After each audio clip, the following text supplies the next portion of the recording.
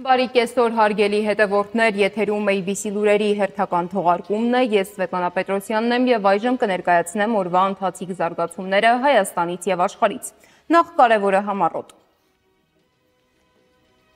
Բաքվում ավելի քան 2 տարի ընթացող կեղծ դատավարությունը մոտենում է ավարտին, ինչ պատժաչափեր են պահանջել ադրբեջանցի դատախազները։ Սերժ Սարգսյանի հետ հարցազրույցից 7 օր անց հաղորդման հեղինակները ճաղերի հետևում են, ինչ որոշում է կայացրել դատարանը։ Սամվել Կարապետյանը կշարունակի մնալ կալանքի տակ, ինչու է վերաքննիչ դատարանը մերժել պաշտպանների բողոքը։ Սաակաշվիլին Ուկրաինայում իշխանափոխությունից հետո, քաղաքացիությունից զրկվելուց հետո, ինչ խնդրանքով է դիմել Զելենսկիին։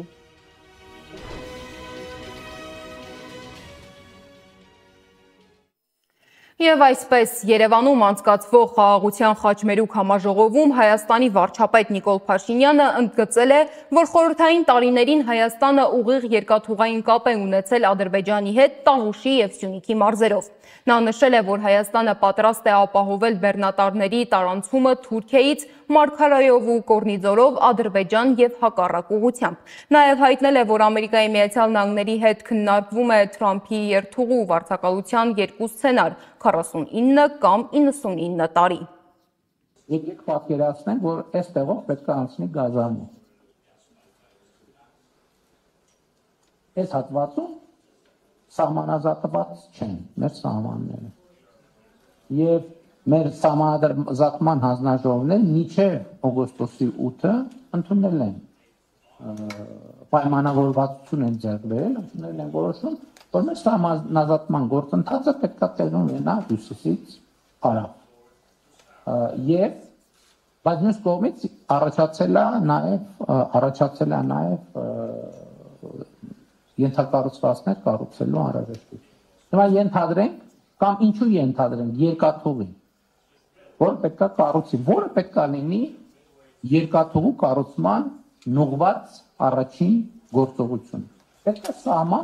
սահմանազատվի այն լայնությամբ, որը անհրաժեշտ է, որ երկաթուղին անցնի, կամ փողակը, կամ մալուխը, կամ էլեկտրահաղորդման գիծը։ Եվ որպեսզի սա նաև այդ ենթակառուցվածքների աշխատանքի բնականon ընթացքը ապահովելու համար անհրաժեշտություն է։ Եվ եթե ենթակառուցվածքի համար անհրաժեշտ է ենթադրենք 5 կիլոմետրանոց հողաշերտ կամ մի անհրաժեշտ տեխնիկական այդ թվում լայնությամբ պետք է նախ իրականացվի սահմանազատում, որից հետո շինարարություն, որպեսզի տարընթերցում չլինի։ Այս շինարարը ինքն էլ համոզված լինի, ինքը որ երկրի տարածքում է գործում, որտեղ Հայաստանի կոնկրետ Հայաստանի կողմից կամ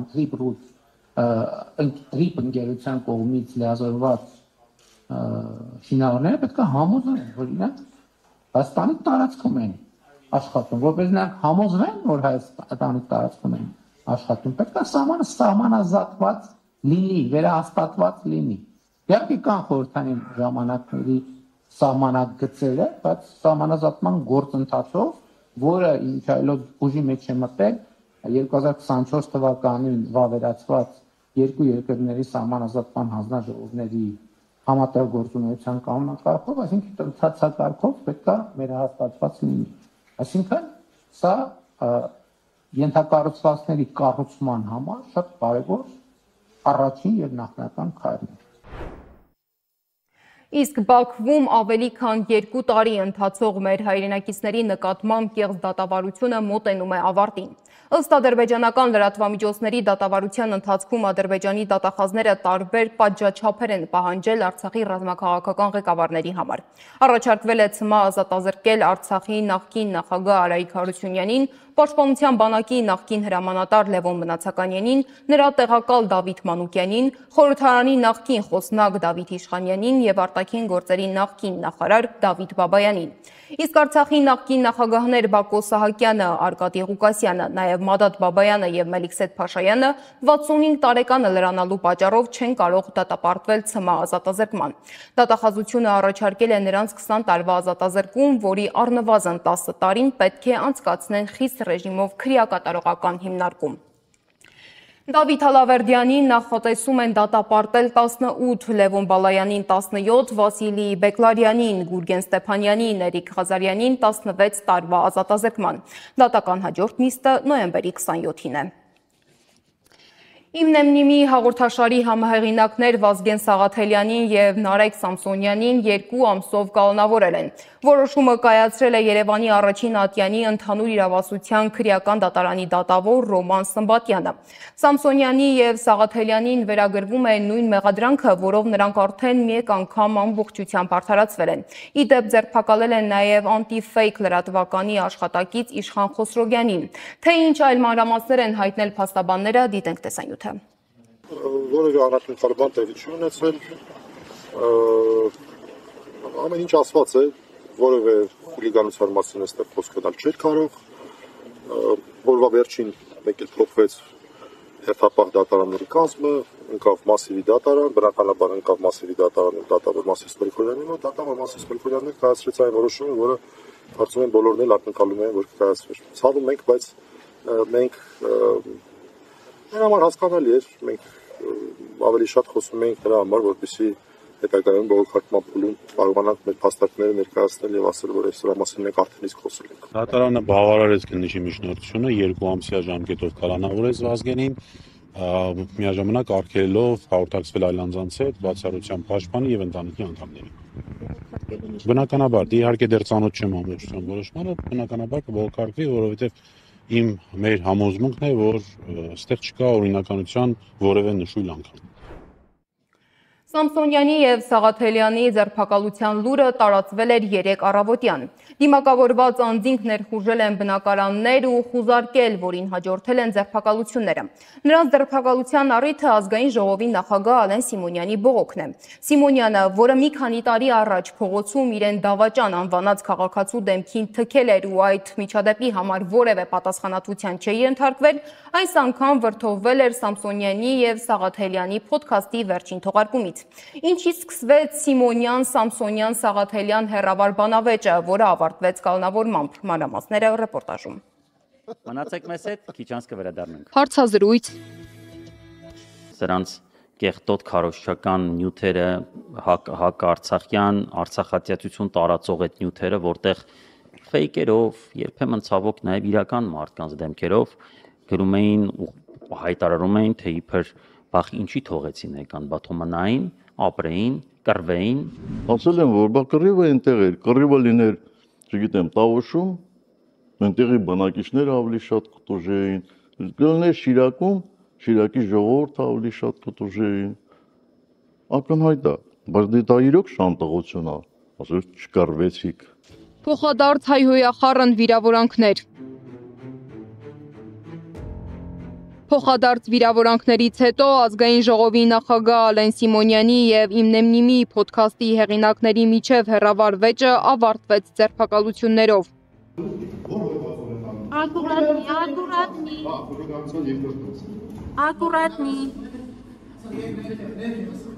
Ավելի քան 1 ժամ տևած քննչական գործողություններից հետո վաղ առավոտյան ազգային անվտանգության ծառայության աշխատակիցները ձերբակալեցին և քննչական կոմիտե տեղափոխեցին Իմնեմնիմի փոդքասթի հաղորդավարներ Նարեկ Սամսոնյանին և Վազգեն Սաղաթելյանին։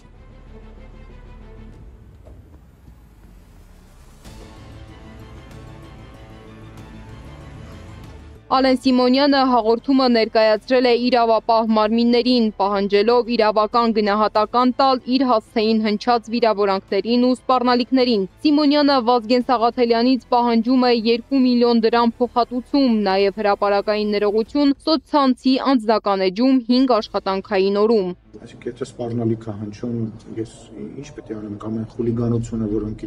որ իրենք իրենց թույլ են տալիս եթերով, կամ մարդկանց անձնական կյանք, ընտանիք, անկողին մտնելու պարագայում, բոլոր այն մարդիկ, ովքեր փորձում են պաշտպանել, արդարացնել այդ մարդկանց, ես առաջարկում եմ պատկերացնել մի իրավիճակ, երբ որ ես իմ հեռախոսը վերցնեմ եւ կմտնեմ եւ կխոսեմ օրինակ իրենց սեռական կյանքից, իրենց ընտանիքի, իրենց անդամների, ամենուր սեռական հայրենիքներ կհնչեցնեմ իրենց հասցեներին եւ կսպառնամ, որ ես իրենց հետ հաշվի հարդարեմ տեսնելու եւ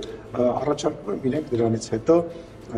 դրական էմոցիաներով եւ չդիմեն ոստիկանություն եւ ինչ որ ձևերով փորձեն այդ հարցը լուծել։ Սաղաթելյանի պաշտպան Արսեն Բաբայանը հայտնել է, որ քննչական կոմիտեում հարցաքննությունն ավարտվել է, նրանց կանոնավորելու միջնորդություն է ներկայացվել։ Այս բանին հա իրենք ձերբակալել են հենց կալանավորման նպատակով եւ բնականաբար միջնորդություն կներկայացնեն կալանավորման համար։ Որոշակի արտահայտություններ կան, որը համարել են խուլիգանական։ Նարեկ Սամսոնյանի ձերբակալությունից առաջ փաստաբան Ռուբեն Մելիքյանը փորձել է մասնակցել խուզարկությանը, սակայն նրան չեն թույլատրել մտնել բնակարան։ Այս դուրնա էս էլ ես, սա։ Այս կարելա չէ։ Մի հատ խնդրում եմ դուրը բացեք, փաստաբանն է։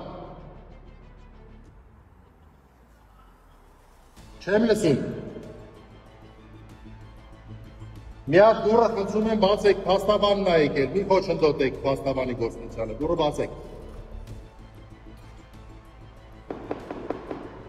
Փաստաբան Մելիքյանը նշել է, որ անտիֆեյքի լրատվական գրասենյակում տոտալ խուզարկություն է ընթանում։ Իր խոսքերով իրավապահները վերցնում են բոլոր այն տեխնիկան, որը որևէ կերպ կարող է կապ ունենալ եթեր հեռարձակելու հետ։ Այն ամեն ինչը, ինչ որ կարող է որևէ կերպ կապ ունենալ եթեր տալու հետ, մարդիկ վերցնում են, այս բան դեռ չի ավարտվել, ուղղակի ես թույլտվություն ստացա քննիչից դադարեցնել իմ մասնակցությունը խուզարկությանը, քիչ է մնացել, բայց չի ավարտվել, որովհետև պետք է գնամ եւ միջնակարգ մարմինն ինձ տեղեկացրել է, որ ես որպես Նարեկ Սամսոնյանի պաշտպան պետք է մասնակցեմ նրա հետ տեղի ունենալիք քննչական գործողություններին, հավանաբար Պատիվ ունեմ խմբակցության ղեկավար Հայկ Մամիջանյանը Ալեն Սիմոնյանին հորդորել է հանցագործության մասին մի քանի հաղորդումել իր Նիկոլ Փաշինյանի եւ թիմակիցների դեմ ներկայացնել։ Ալեն Սիմոնյանի հետ ասած հետո մի տեղից վեր է կանում, որտեղ նստում է։ Իջնում է ներքև, առաջի շարքում ԿՊ-ի, Կոնջերյանը չէ մյուսը։ Ոչ մեկի դաղումը չի հիշում դրան։ Այդ մարդու հանդեպ հաղորդում է ներկայացնում, որովհետև ինքը Հայաստանի Հանրապետության քաղաքացուն ասել ականջների հետ կտրեմ եւ այլն։ Հետո պատտվում է այս կողմ, որտեղ նստած է Նիկոլ Փաշինյանը։ Ու Նիկոլ Փաշինյանի դեմ է արել հաղորդում մտցնում, որովհետև հայհոյանք, կեղծ տեղեկություններ տարածել, քաղաքական խոսույթի մակարդակը պլինտուսից ներքև իջացնել, այդ բոլորի հեղինակը Փաշինյանն է։ Իսկ պատիվ ունեմ խմբակցության պատգամավոր Աննա Մկրտչյանը այս ամենը համարում է իշխանության հերթական քայլը ազատ խոսքը ճնշելու եւ լրատվամիջոցը փակելու ուղղությամբ։ Նիկոլի բանդային էլի հրահանգ է տրվել, այսօր առավոտ շուտ, օրը բաց չեն թողել բանդիտիզմ իրականացնելու համար։ Հայաստանում պետական ինստիտուտները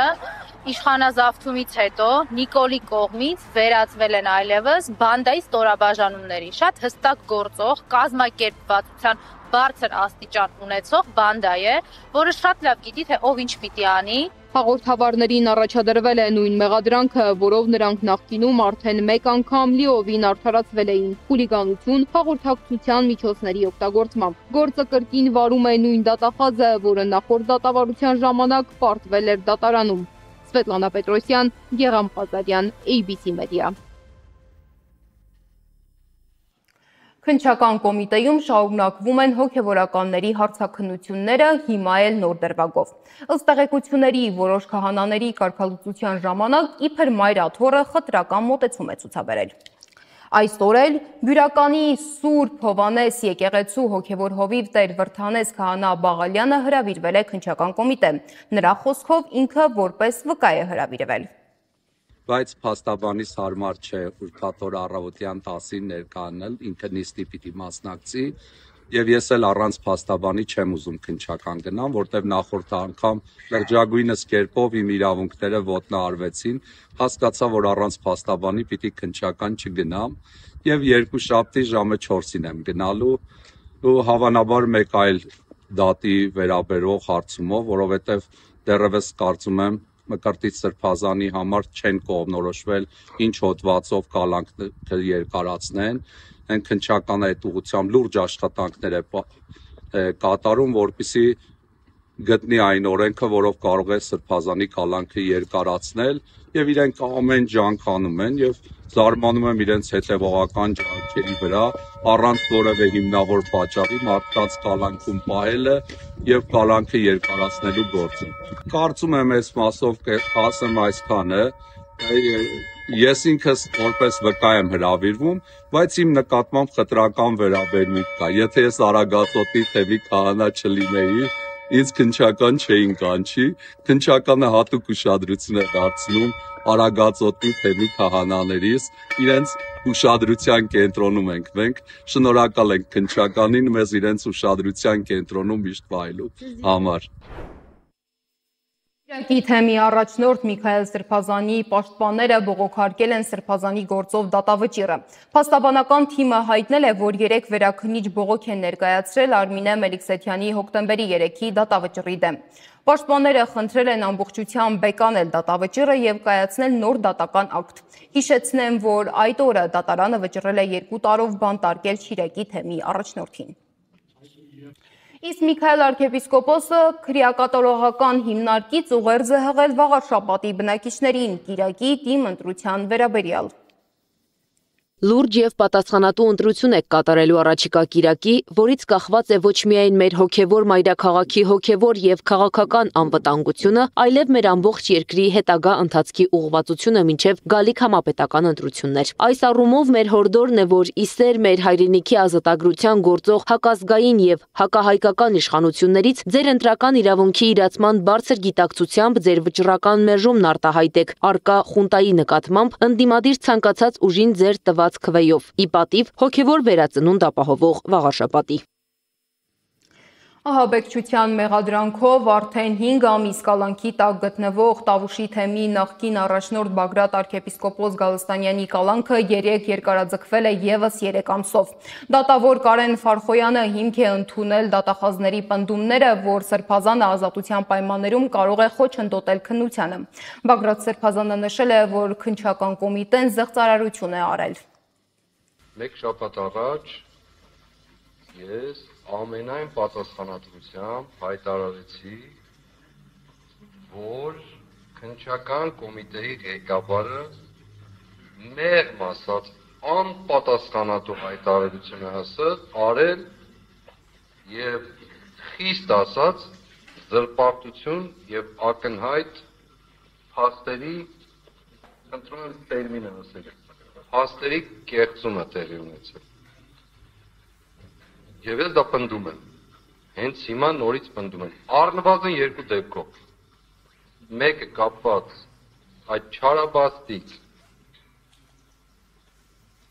գյուլելու 2 հոգու և 15 հոգու բանտ տնելու պատմության հետ, ակնհայտորեն իրենք խուսափում են այդ թեմային անդրադառնալ, երկրորդը, որ իբր իմ ձեռքով գրված կա ահաբեկչության պլանավորում արտահայտությունը։ Դարձյալ կրկնում եմ, իմ ձեռքով գրված։ Ուրեմն 2 դեպքով նվազագույնը ասացի, մնացած ինչ որ կա, դեռ դրանք ծաղիկներն են, մնացած հետո կպարզվի ամեն բան։ Նույն դատավորը, սակայն դատախազների հետ չի համաձայնվել Սրբազան պայքարի աջակից Տիգրան Գալստյանի դեպքում։ Երբ փաստաբանները ներկայացրել են Գալստյանի բժշկական էպիկրիզը, դատարանը կալանքը փոխել է վարչական հսկողությամբ եւ երկրից բացակայելու արգելքով։ Գալստյանի առողջական խնդիրները, որոնք առկա էին դեռ մինչև կալանքը, քրեակատարողական հիմնարկում ավելի են սրվել։ Մոտ 1 ամիս է նրան դատարան էին բերում անվասայլակով։ Քրեական վարքի ընթացքում մեղադրյալի նկատմամբ նախորդի նշված կալանքի հիմքերը նվազել են եւ այլընտրանքային խափանմիջոցների կամ դրանց համակցությունը իզորեն ապահովելու մեղադրյալ Տիգրան Գալստյանի վարչաժողովրդագիծը, հետևաբար դատարանը որոշեց հետեւյալը. տնային կալանքի ժամկետը լրանալուց հետո 2025 թվականին նոյեմբերի 25-ից հետո անմիջապես մեղադրյալի նկատմամբ համակցված կիրառել խափանմիջոցներ բացակայելու արգելքը եւ վարչական հսկողությունը։ Վարչական հսկողության ընթացքում մեղադրյալը արտավոր է շաբաթը 1 անգամ գրանցվել իրավասու մարմնում, այսինքն պրոբացիայի ծառայությունում եւ առանց վարքի իրականացնող մարմնի թույլտվության չփոխել մշտական բնակության վայրը, չհաղորդակցվել սույն վարույթով սույն քրական վարույթով մեղադրյալների եւ այլ պաշտպանների հետ, մեղադրյալների այլ պաշտպանների հետ եւ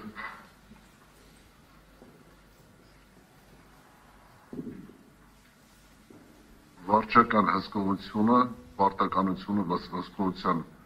հսկումը պետք է դնել պրոբացիայի ծառայության վրա, մեղադրյալը պետք է այն գրի էլեկտրոնային հսկողությունը պետք է իրականացնել էլեկտրոնային սարքավորումների միջոցով, որը որ մեղադրյալը պարտավոր է կրել, եւ չպեչացնել։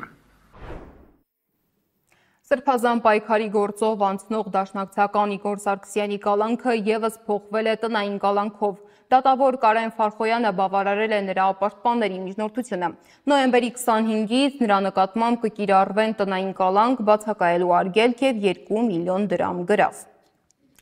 Իսկ գործարար Սամվել Կարապետյանը կշարունակի մնալ կալանքի տակ։ Վերաքննիչ հակակոռուպցիոն դատարանի դատավոր Կարեն Ամիրյանը մերժել է նրա պաշտպանների բողոքը։ Հիշեցնեմ, որ Սամվել Կարապետյանը մոտ 5 ամիս է ապօրինի կալանավորված է մայր աթոռը պաշտպանող խոսքի համար։ Դատարանի որոշման դեմ բողոքներ էինք ներկայացրել եւ մենք եւ դատախազությունը։ Մենք ակնկալում էինք, որ կալանքը վերածվեր անհապաղ եւ արձանագրվեր նաեւ կոչի դրվագով հիմնավոր կասկածի բացակայությունը։ Դատախազությունը պահանջում էր, որ արձանագրվեր տնտեսական բնույթի մեղադրանքներով հիմնավոր կասկածը եւ փաստացի 1 ամիս կալանքի փոխարեն 2 ամիսը։ Վերաքննիչ դատարանն անփոփոխ է թողել հակակոռուպցիոն դատարանի որոշումը։ Իսկ հանրային ծառայությունները կարգավորող հանձնաժողովը երեկ սկսել ու այսօր շարունակելու է քննարկել Տաշիր խմբին պատկանող Հայաստանի էլեկտրական ցանցեր ընկերության էլեկտրաէներգիայի բաշխման լիցենզիայի չեղարկումը։ Քննարկումն անցել է լարված մթնոլորտում։ Դուք խնդիր ունեք տապալու ես նիստը։ Ես հենց փոքրին ժամանակով կառավարիչ եմ, թույլ տվեք իմ տեղը զբաղեցնել մնացածը նիստից հետո։ Ներողություն մի խոչընդոտ եք։ Բայց բեջը ցույց տակ տեսեք որ դրանք ռոք թե սադիշներ։ Ձեր բեջը ցույց տակ տեսեք որ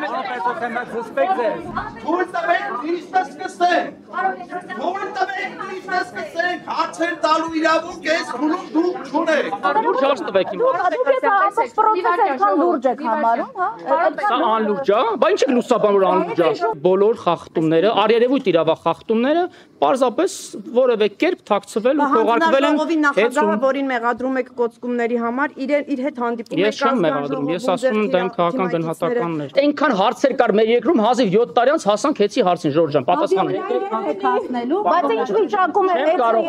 Չեմ կարող կանխատեսումներ անել։ ՀՑԿՀ-ն է այն լիազոր մարմինն ու սահմանադրական ինստիտուտը, որը պետք է կանխորոշի թե ով որ երկիրում հետ գնաց, դա որևէ ազդեցություն, որևէ բան չի նշանակում, մասնավորապես ինձ համար։ Թուրքիայի եւ Ադրբեջանից ներդրումներ չեն լինելու հետում, կարող եք երդվել։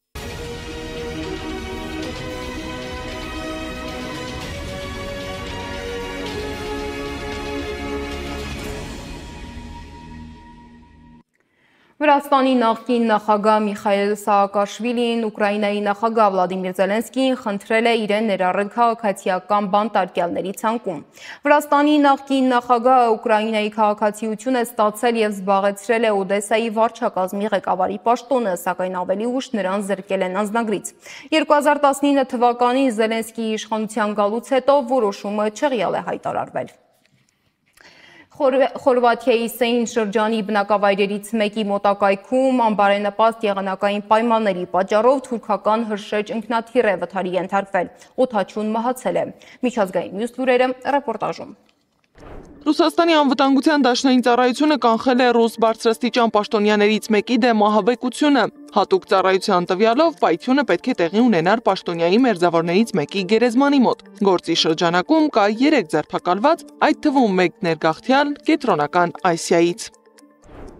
Վրաստանի նախկին վարչապետ եւ Գախարյան հանուն Վրաստանի կուսակցության առաջնորդ Գեորգի Գախարյանին հերակա կարգով դատապարտել են ազատազրկման։ Որոշումը հրապարակել է Թբիլիսիի քաղաքային դատարանի դատավոր Դավիթ Կուրթանիձեն, որը բավարարել է դատախազության միջնորդությունը։ Գախարյան նիստին ներկա չի եղել։ Վրաստանի նախկին վարչապետին մեղադրում են 2019 թվականի հունիսի 21-ից 29-ին խորհրդարանի մոտ տեղի ունեցած բողոքի ցույցի ժամանակ 2-ից ավելի անձանց դիտավորյալ ծանր մարմնական վնասվածք հասցնելու եւ պետական պաշտոն զբաղեցնելու ընթացքում լիազորությունները չարաշահելու համար։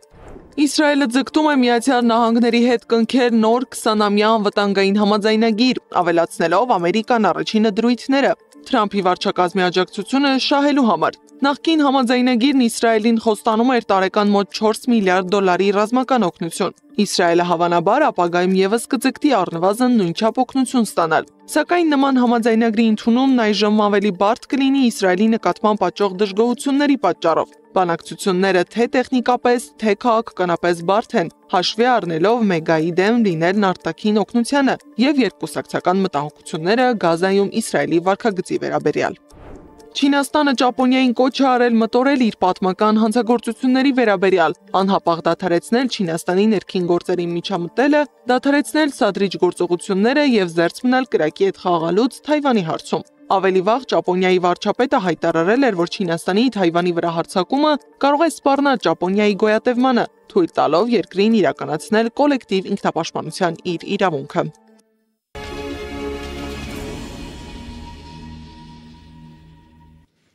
Մարզական լրահոսից աշխարհի 2026 թվականի առաջնության որակավորման փուլի նախավերջին խաղում Հայաստանի հավաքականը 0-1 հաշվով պարտվել է Հունգարիայի ընտրանուն։ Հավաքականի հաջորդ վերջին հանդիպումը տեղի կունենա նոյեմբերի 16-ին, այդ օրը Եղիշե Մելիքյանի թիմը հյուրընկալվելու է Պորտուգալիայի ընտրանուն։